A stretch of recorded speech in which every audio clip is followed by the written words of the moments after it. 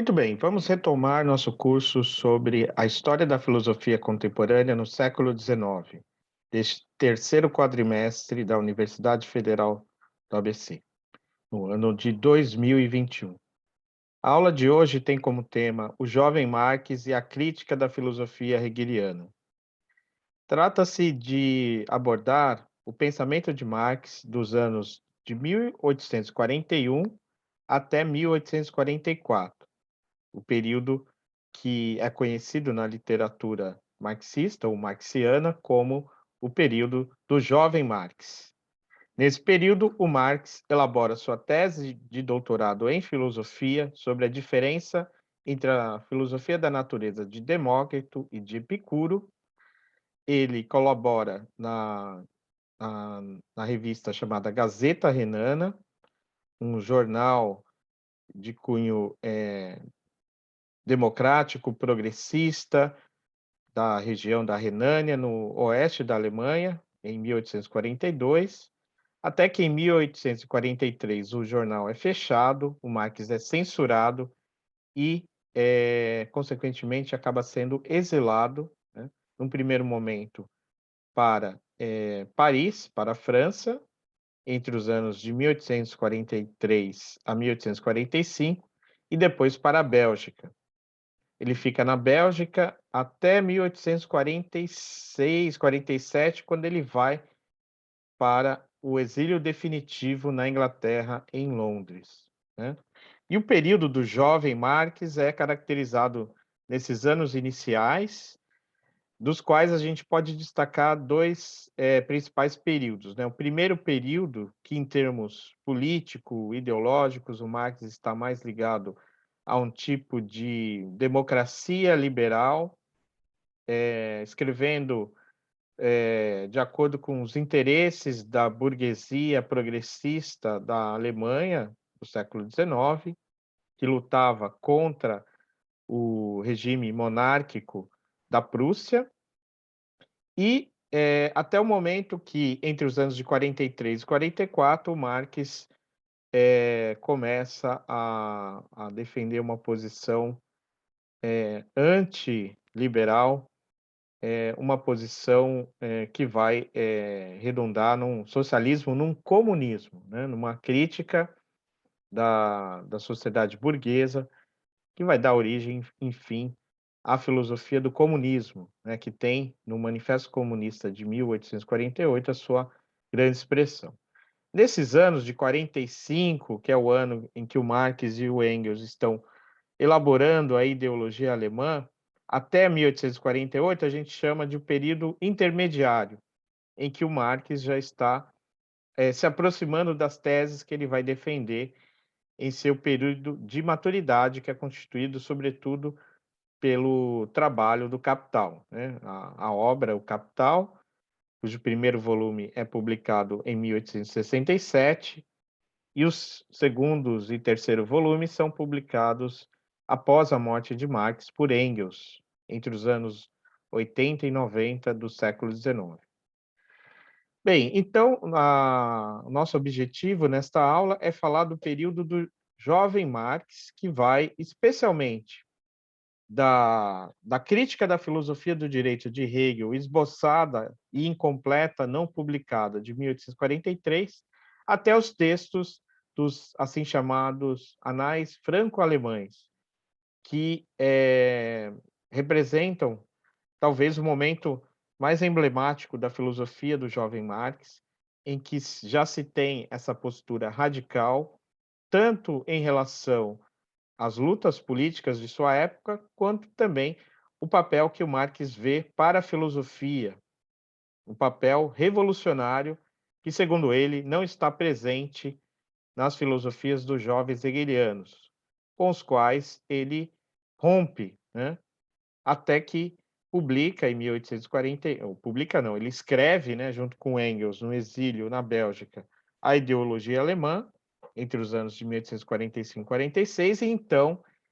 ele rompe definitivamente com a filosofia jovem hegeliana, com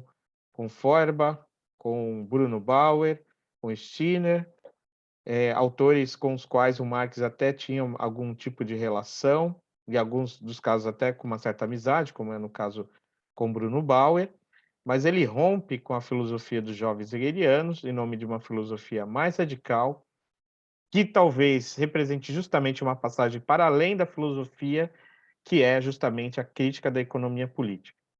É esse período da história da filosofia, né, aí nos anos 40 do século XIX, que nos interessa neste curso e que vai nos interessar, sobretudo nessa parte final do curso, quando vamos tratar da filosofia de Marx. Deste primeiro momento, que é a crítica da filosofia hegeliana em geral,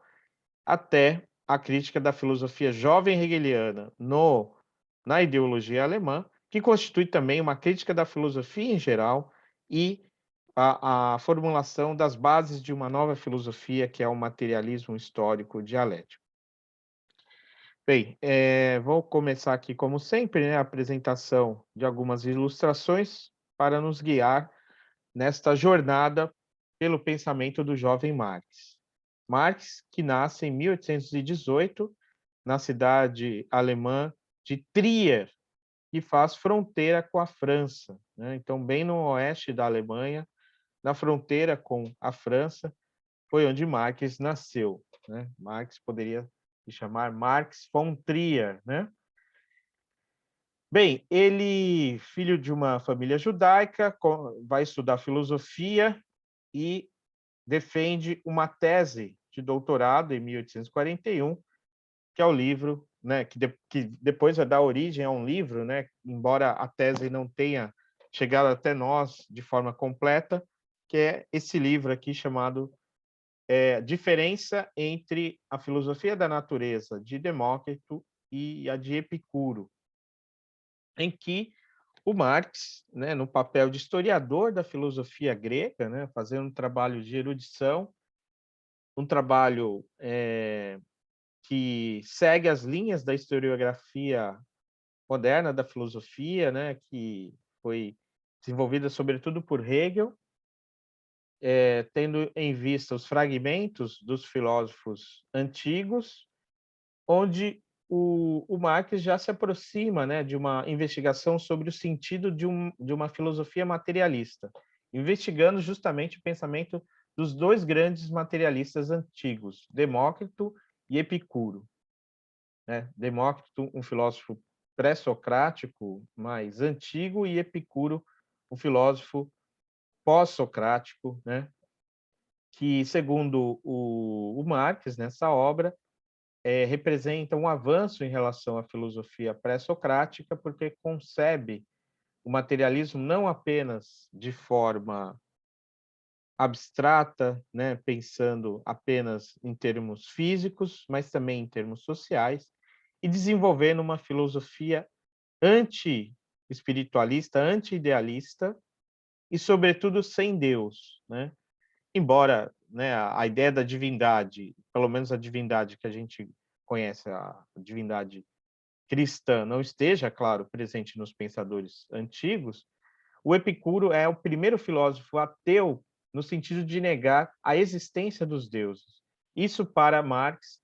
é bastante importante na afirmação do materialismo. Bem, deixando de lado, né, qualquer tipo de análise ou comentário mais aprofundado sobre a tese de doutorado de Marx,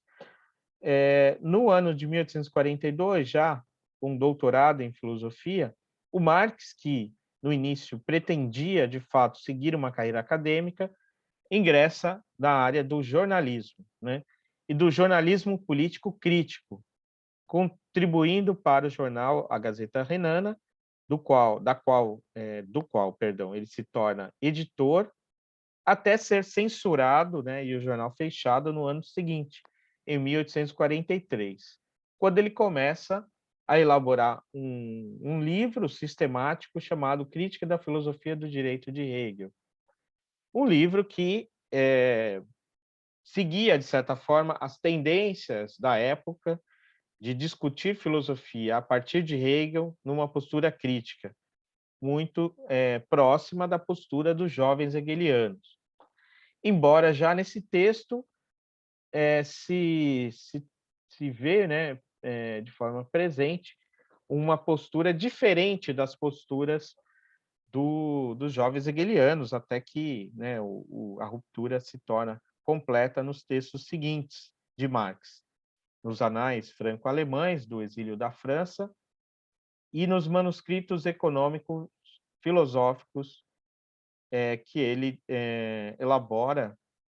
no ano de 1844, né? Um ano, portanto, muito importante para o desenvolvimento intelectual e a produção filosófica de Marx, que é o ano, então, em que ele escreve esses textos muito importantes do ponto de vista filosófico, né, que são, né, os textos dos anais franco-alemães, o texto da questão judaica, que eu vou falar mais para frente, e um texto chamado Crítica da Filosofia do Direito de Hegel, Introdução, que não é uma introdução à crítica da filosofia do direito de Hegel que ele começou a escrever em 1843. Na verdade, esse texto é um panfleto filosófico, político, que, mais do que apresentar o projeto crítico teórico de Marx, de 1843, apresenta um projeto político para os intelectuais e trabalhadores, sobretudo da Alemanha e da Europa em geral, para os próximos embates que estariam, já estavam no horizonte, né? E os manuscritos econômico-filosóficos representam o momento da passagem da crítica filosófica à crítica da economia política, e onde o pensamento do Marx, então, assume a sua plena originalidade. Antes de publicar o Capital, né, nos anos entre 1845 até ali o início dos anos 50 do século XIX, o Marx publica uma série de textos, né, ou escreve, né, uma série de textos que ainda podem ser colocados, digamos assim, no âmbito da filosofia estrito sensu, ainda que sempre de uma maneira bastante crítica. E do ponto de vista filosófico, é sobretudo a obra mais importante, a Ideologia Alemã, obra essa escrita com Engels, mas que não chegou a ser publicada. Ele publica, de fato, os livros Miséria da Filosofia e A Sagrada Família, em que ele retoma a crítica à filosofia da época, sendo A Sagrada Família uma espécie de introdução ou esboço geral do que foi a ideologia alemã, que ele não chegou a publicar, e A Miséria da Filosofia, um embate, né, do Marx com a filosofia anarquista e a filosofia de Proudhon, né? Até o texto, né, famoso, conhecido, muito importante, do Manifesto Comunista, publicado em 1848, né, no período revolucionário na Europa e na Alemanha. E após o fracasso da Revolução de 48, o Marx se exila definitivamente em Londres, onde ele publica o texto muito importante chamado 18 Brumário de Luiz Bonaparte, onde ele faz uma crítica política, social da situação da França no período da restauração da monarquia contra a onda revolucionária europeia que estava em voga. Depois ele começa a esboçar os primeiros fundamentos, né, os princípios fundamentais da crítica da economia política, os famosos textos do Grundrisse, né, que são textos preparatórios para o Capital. O Marx ele foi publicando alguns textos que já indicavam ou já apresentavam algumas ideias da sua obra principal, como o texto Para a Crítica da Economia Política, de 1859, e Salário, Preço e Lucro, de 1865. Né? Textos que tinham em vista não apenas apresentar alguns elementos da sua filosofia, da sua crítica da economia política, mas também já lançar algumas bases de uma atividade política, né? Porque justamente esses textos também tinham como finalidade a conscientização de classe, da classe trabalhadora, rumo a um movimento revolucionário. até publicar, então, enfim, em 1867, o primeiro livro do Capital. Como eu disse, os livros seguintes do Capital, os demais 2 volumes do Capital, o segundo e o terceiro, serão publicados apenas póstumamente, né, depois da morte de Marx em 1883, por Engels. Antes disso, ele escreve alguns textos políticos importantes, como A Guerra Civil na França, um texto que relata o período da Comuna de Paris, um período também agitado, né, uma tentativa de revolução que também fracassou, mas que teve algum momento de sucesso, né, na França, até a crítica do programa de Gotha, já no interior dos debates do Partido Comunista em relação às tarefas do futuro.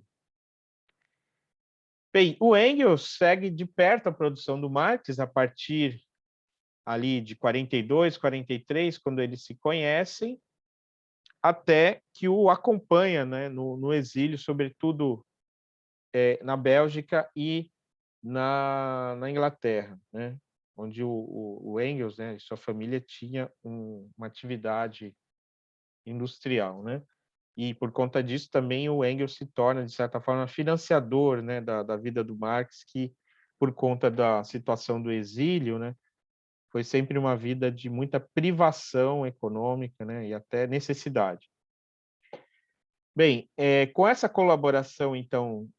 com Engels, surgem diversos textos, né, como aquele que a gente tem no horizonte desse curso, que é a ideologia alemã. Mas nos anos 40, né, o Engels escreve textos importantes, como o texto sobre a situação da classe trabalhadora na Inglaterra, os princípios básicos do comunismo e o Manifesto Comunista junto com Marx, né? Além de toda a obra, né, que o Engels desenvolveu depois, né, textos conhecidos e importantes, como o Anti-Düren, a Dialética da Natureza e, e o texto sobre a origem da propriedade privada e da família, né, da família e do Estado. E também é muito importante o texto do Engels sobre o fim da filosofia clássica alemã, né, em que ele fala justamente, ele retoma um pouco esse percurso, né, do nosso curso dos jovens hegelianos até Marx, né? Um texto curto, mas bastante interessante, né? Um texto também bastante mencionado pelo Löwit no seu livro de Hegel a Nietzsche, né? Sobre o qual vou falar mais à frente, né? Na hora que ele aborda o Marx. Mas agora eu vou falar da crítica da filosofia do direito de Hegel, esse texto que o Marx esboçou entre os anos de 43 e 44 e que ele não chegou a publicar. Na verdade, o Marx não apenas não chegou a publicar esse texto, como ele não chegou a completar o texto, ele não escreveu o texto até o fim. Não é que não nos chegou a obra completa, é que, de fato, o Marx acaba abandonando o projeto de uma crítica da filosofia do direito de Hegel, escreve no lugar dessa crítica, né, apenas uma parte dela que tem em vista a teoria do Estado de Hegel, que é criticada, né, é criticada a defesa hegeliana da monarquia constitucional em favor de uma democracia popular, né, da ideia de uma justamente de uma revolução, né, presente no pensamento já do jovem Marx, e que o texto posterior de 1844 do exílio, né, dos anais franco-alemães, a introdução à crítica da filosofia do direito de Hegel é não apenas um comentário, uma consequência, mas uma passagem a outros temas mais urgentes. Mas o que o Marx faz nesses poucos textos que nos chegaram sobre a ideia que ele tinha da crítica da filosofia do direito de Hegel, né? Nós vimos no início desse curso que este livro do Hegel ele tem em vista os temas políticos né, a filosofia política de Hegel, né, ou que em termos técnicos hegelianos corresponde à sua filosofia do espírito objetivo, né? É a parte do sistema que trata da vontade objetivada em, instituições, né, humanas, como são a família, a sociedade, o Estado, né, que compõe, segundo Hegel, um sistema do direito formado inicialmente por três momentos históricos e lógicos: o momento do direito abstrato, que é a afirmação do direito da personalidade individual; o período da moralidade, que é o reconhecimento dos deveres e direitos éticos; e a eticidade, que é a compreensão das relações humanas como relações sociais, né? Que, segundo o Hegel, constitui o momento pleno da vida ética. E é por isso que ele usa essa expressão eticidade ou Sittlichkeit, também traduzida por vida ética, que corresponde ao modo como ele entende a vida humana prática, que se desenvolve, sobretudo, em três grandes momentos: o momento família, o momento sociedade, que na sociedade moderna é a sociedade civil burguesa, né, a Bürgerliche Gesellschaft, e o Estado, né? E aí esses três momentos são os momentos principais lá da filosofia do direito, da parte positiva da filosofia do direito, em que Hegel apresenta uma certa filosofia política sistemática que corresponderia à sua visão de mundo no aspecto político e a realização máxima da liberdade no mundo da sua época, que se daria num estado plenamente realizado, né? E daí todo aquele conflito, né, entre os jovens e os velhos hegelianos,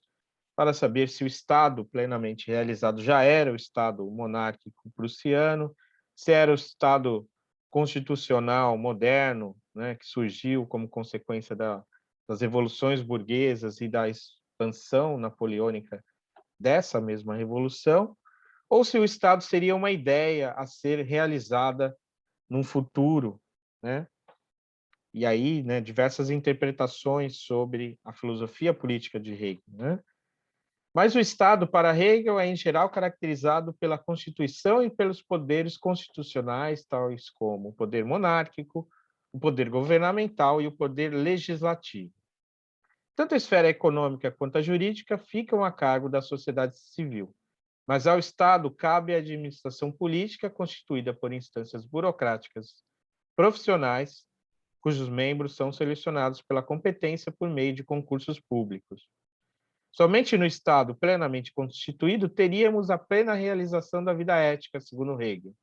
pois só nele os indivíduos se realizariam plenamente enquanto cidadãos. Ora, para Hegel, o Estado é, na verdade, justamente a verdade da vida social. O indivíduo pensado abstratamente, ele não é nada porque ele já está inserido numa relação social, que é a família. Mas as famílias não subsistem sozinhas, elas entram em relação umas com as outras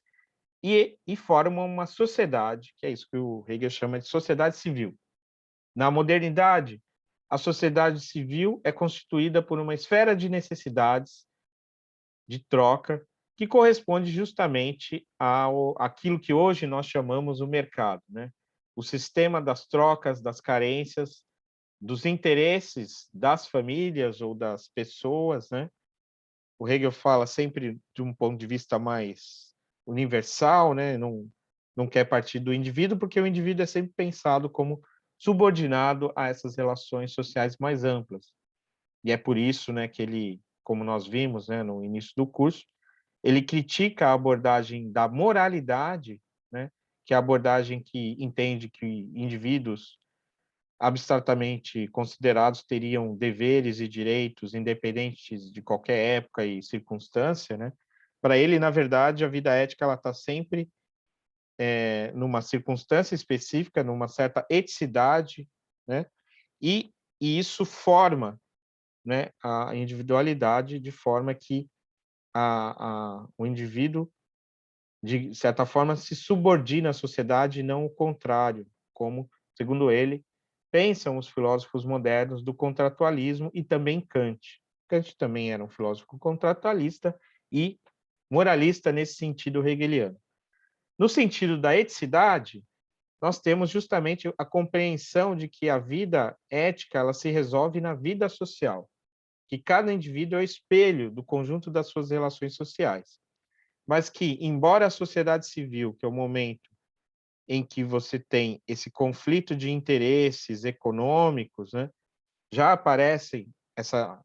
categoria em Hegel, é o Estado que vai dar conta de tudo, e é o Estado, então, o reino da liberdade. Bem, é justamente essa concepção que será criticada por Marx, porque o Marx entende que o Estado, né, não deveria ou não tem essa função na modernidade, não tem em nenhum lugar da Europa, e aos poucos ele vai se aproximando da ideia de que o fundamental são justamente as relações econômicas, pois o Estado está submetido a elas. O Estado não tem esse poder que o Hegel atribuía a ele como a instância em que os interesses poderiam entrar em harmonia.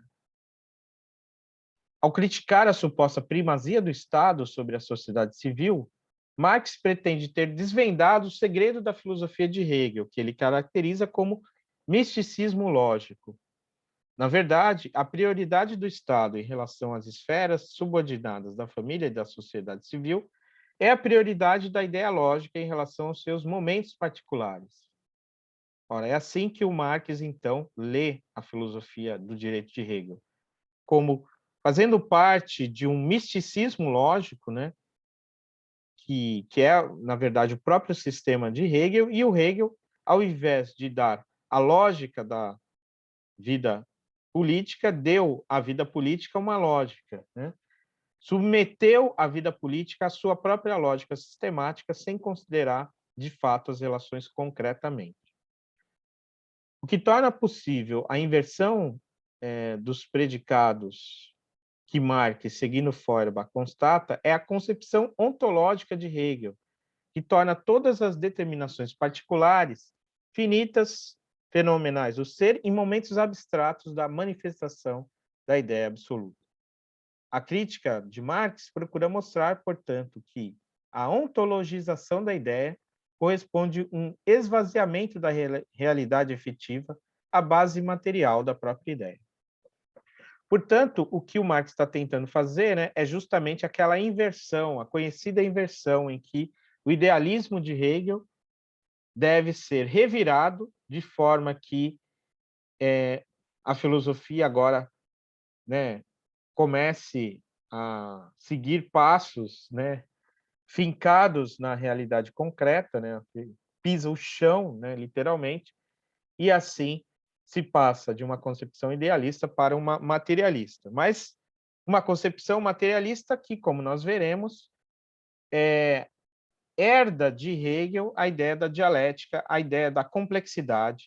e de que nada é dado imediatamente, porque as coisas estão submetidas a relações que as tornam possíveis. De fato, o Estado, então, não seria para Marx uma esfera independente e superior, que, ao se tornar racional, resolveria todos os problemas da sociedade, mas sim dependente e subordinada com relação à sociedade civil, isto é, das relações sociais, no caso da sociedade moderna, relações sociais capitalistas. O equívoco dos jovens hegelianos seria apostar que o interesse universal pode ser efetivado no Estado, independente dos conflitos próprios e inerentes à sociedade civil. A filosofia hegeliana do Estado racional não é capaz de compreender a verdade dos processos sociais da sociedade moderna. São os interesses e os antagonismos de classe que definem, no interior do capitalismo, a natureza do Estado. Nenhuma mudança reformista da forma política, como a passagem do absolutismo para uma monarquia constitucional ou mesmo uma república, poderia superar por si só os problemas sociais. Apenas a transformação revolucionária do conteúdo social, ou seja, a abolição da sociedade de classe. Para Marx, o absolutismo alemão só será superado por meio de uma revolução social, não por uma revolução política, como foram as revoluções burguesas, a Revolução Inglesa, a Revolução Americana e a Revolução Francesa. Muito menos uma mera reforma. Em outras palavras, não será o liberalismo o responsável pela abolição deste regime, e sim o socialismo. Essa conclusão leva Marx a romper com os jovens hegelianos, inclusive Feuerbach, e a se afastar da filosofia alemã, passando a estudar economistas ingleses e franceses.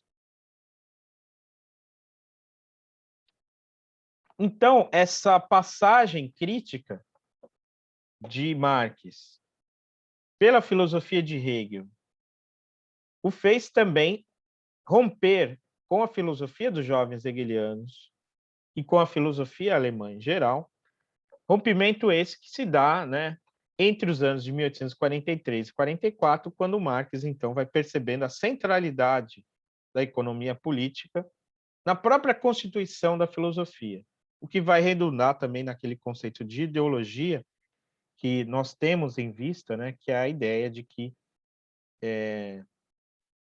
as ideias, elas, de certa forma, estão subordinadas a relações sociais, né? É o ser social que faz a consciência e não a consciência o ser social, né? Essa ideia, né, essa ideia que a gente pode chamar, assim, inicialmente de um determinismo econômico, é que vai dar sentido, né, à concepção de que a filosofia, então, é um espelhamento dessas relações, é quase sempre uma ideologia de uma certa classe, tendo em vista seus interesses. Bem, após então esses estudos sobre Hegel, sobre a filosofia do direito de Hegel, né, estudos que não chegaram, né, a serem completados e de fato, né, o livro que o Marx esboçou, ele contém fichamentos e análise dos textos hegelianos de uma perspectiva crítica, mas esse livro ou esse projeto foi abandonado por conta do exílio na França. E nesse período, né, o Marx retomou um outro projeto, digamos, jornalístico, né, que é a publicação dos Anais Franco-Alemães, né, um jornal revolucionário, né, de certa forma patrocinado, né, também pelas correntes progressistas alemãs, que por conta do exílio e da censura na Alemanha, né, teve que ser publicado na França. Por isso esse nome, né, Anais Franco-Alemães, Deutsche Französische Jahrbücher, né? Que chegou a publicar, né, apenas um número, né, o número de 1844, que, no entanto, foi um número e tanto, porque nele nós temos, né, dois textos essenciais da trajetória filosófica de Marx. Os textos sobre a questão judaica, que é uma resenha de um livro do Bruno Bauer chamado A Questão Judaica,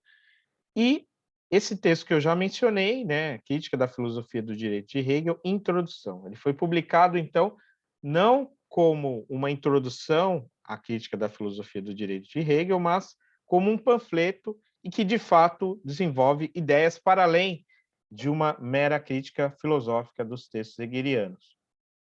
Esse texto ele foi publicado na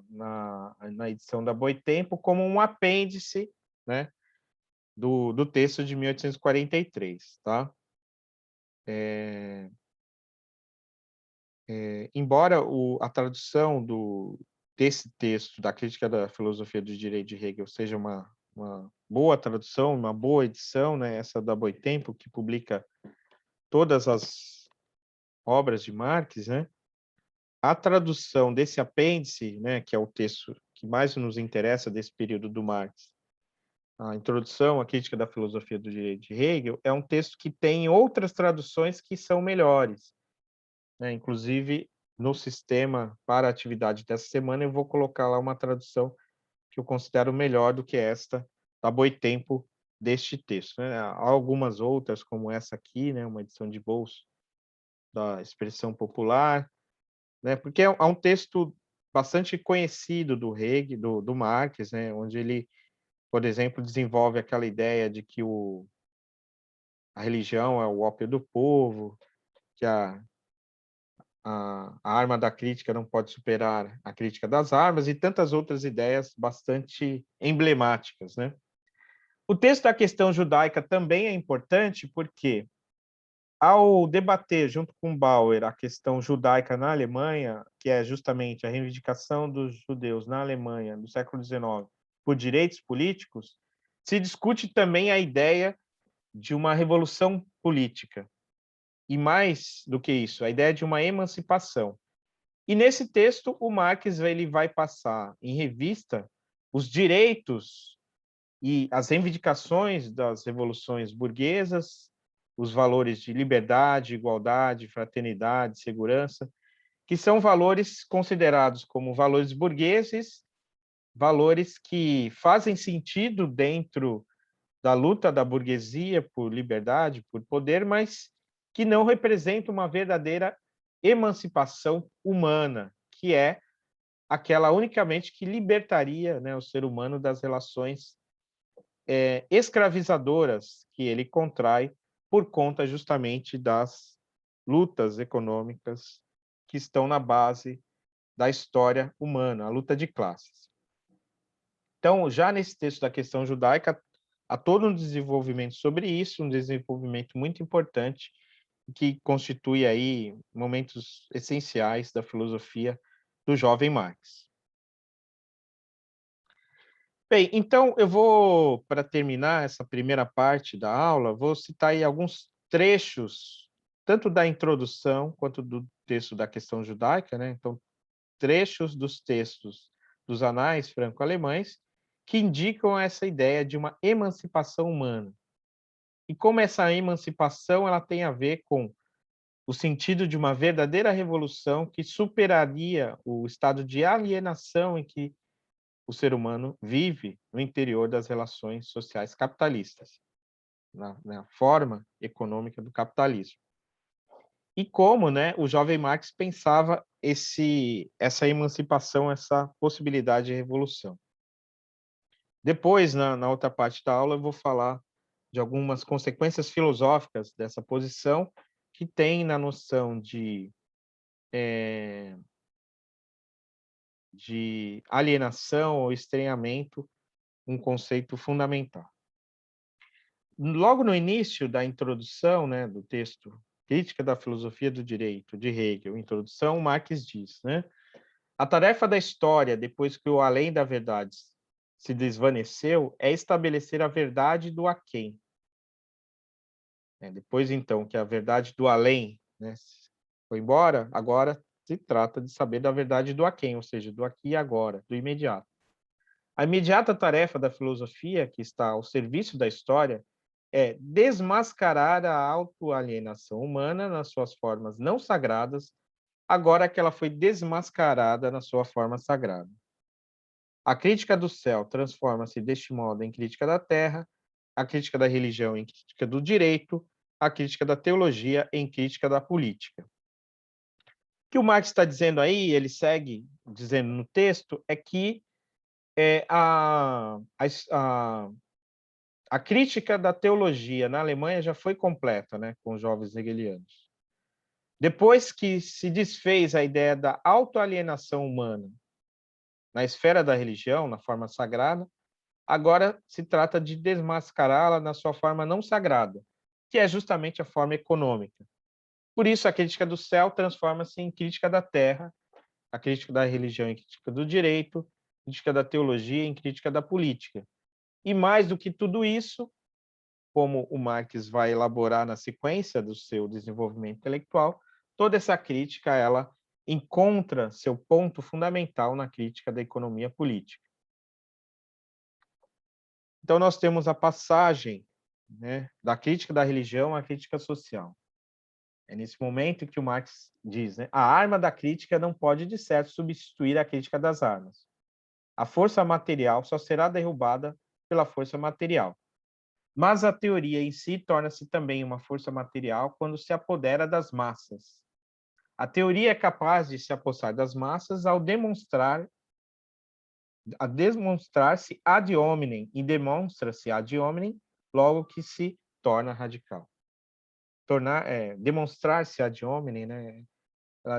que diz respeito ao homem,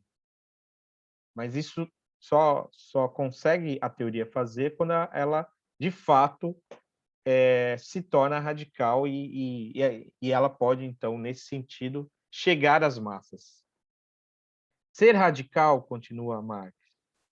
é agarrar as coisas pela raiz. Mas, para o homem, a raiz é o próprio homem, o que demonstra, fora de toda dúvida, o radicalismo da teoria alemã, e deste modo a sua energia prática é o fato de começar pela decidida abolição positiva da religião. A crítica da religião termina com a doutrina de que o homem é, para o homem, o ser supremo. Termina, por conseguinte, com o imperativo categórico de derrubar todas as condições em que o homem surge como um ser humilhado, escravizado, abandonado, desprezível.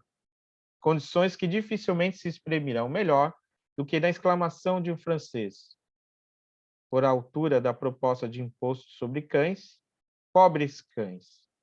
já vos querem tratar como homens. Bem, essa passagem, né, bastante emblemática do pensamento do Marx nesse período, indica, né, o papel da filosofia na Revolução, um papel central. Papel que aqui, nesse momento do seu pensamento, é muito importante, que depois vai sendo deixado de lado quando Marx entende que não é a filosofia como cabeça da revolução que vai se apoderar do coração da revolução, que é constituído pela classe trabalhadora. É a própria classe trabalhadora que terá que fazer a própria revolução,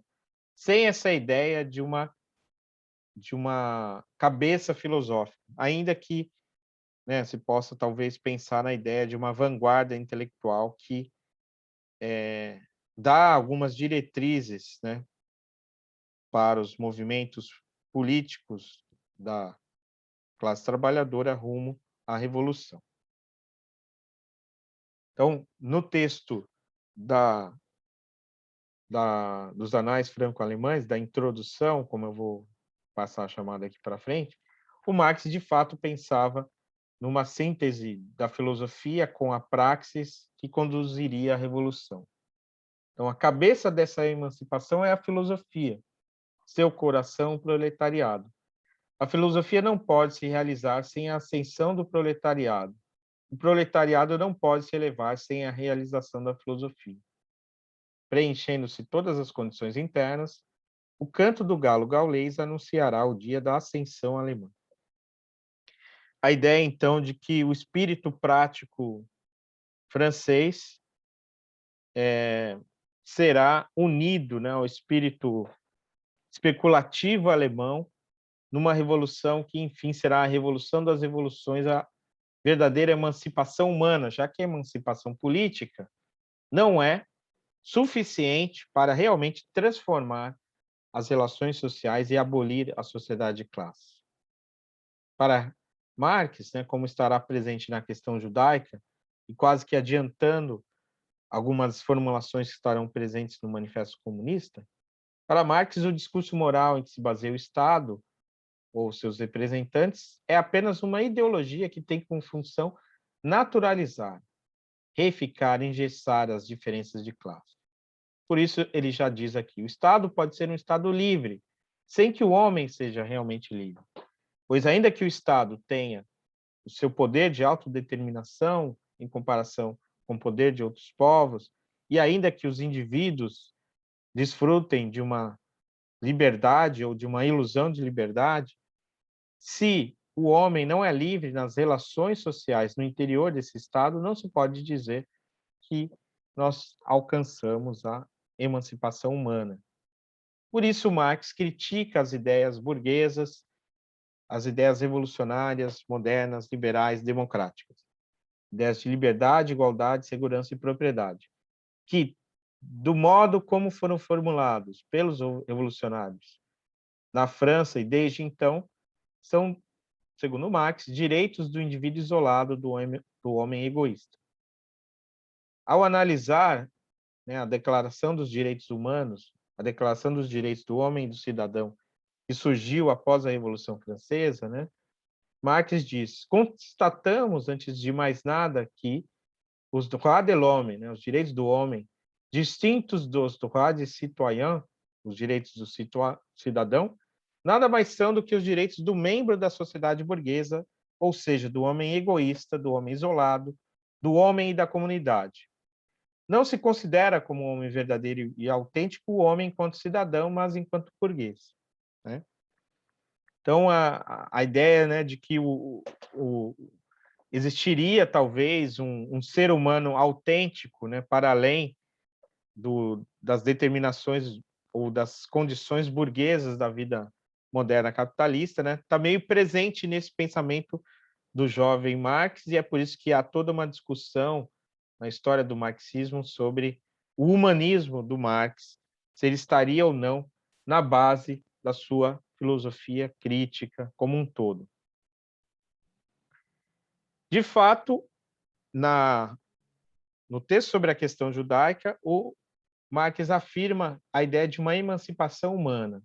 Somente quando o homem real, individual, reassumir em si o cidadão abstrato e quando, como homem individual, em sua vida empírica, em seu trabalho individual, em suas relações individuais, tiver se tornado ente genérico, somente quando o homem reconhecer e organizar suas próprias forças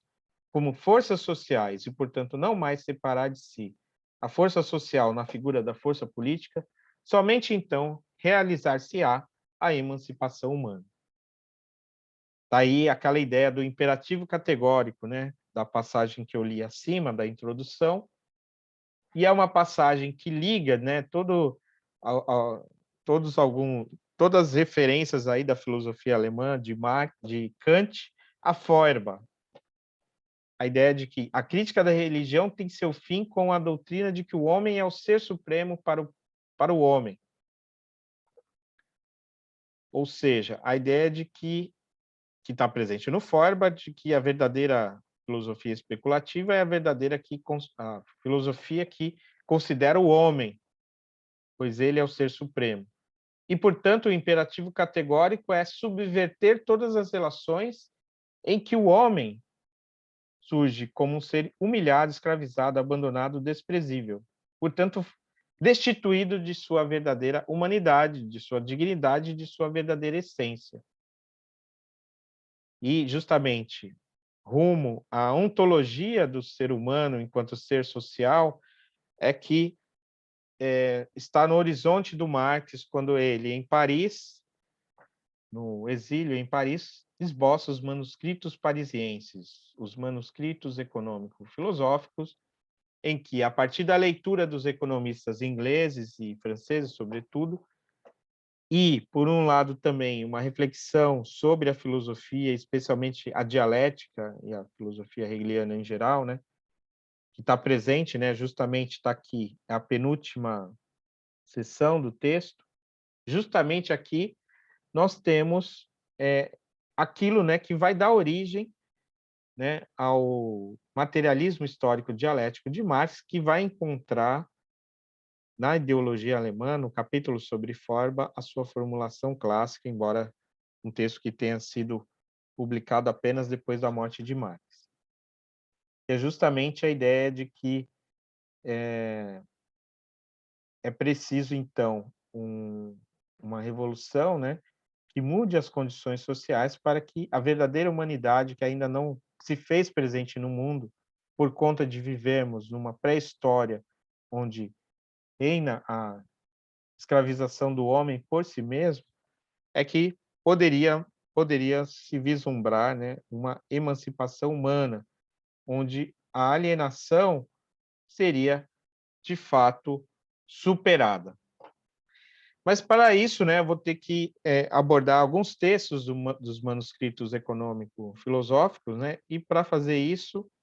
eu vou fazer aqui uma pausa, encerrar essa primeira parte da aula, em que eu falei mais da perspectiva crítica de Marx em relação a Hegel, Já falei um pouco da perspectiva crítica de Marx também em relação aos jovens hegelianos, mas eu vou aprofundar um pouco melhor isso na segunda parte, e nas próximas aulas a gente vai aí se aproximando da, da compreensão da filosofia do materialismo histórico dialético de Marx. Então, até daqui a pouco.